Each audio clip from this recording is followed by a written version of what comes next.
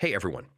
In this video, I'll show you how to speed up your smart TV performance in 2026. So if your TV feels slow, apps take forever to open, or menus keep lagging, these quick fixes can make your TV run much smoother. First, restart your smart TV. Yeah, turn it off completely, unplug it for about 30 seconds, then plug it back in. This clears temporary memory and often fixes sluggish performance. Next, close apps running in the background. Many smart TVs keep apps open, which can slow everything down. Exit unused apps from the recent apps or multitasking screen. Now clear the cache of heavy apps like streaming services.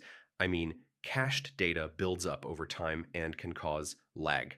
Go to app settings and choose clear cache if available. Make sure your TV software is up to date. Yeah, updates often improve speed and fix performance bugs. Head to settings and check for system updates.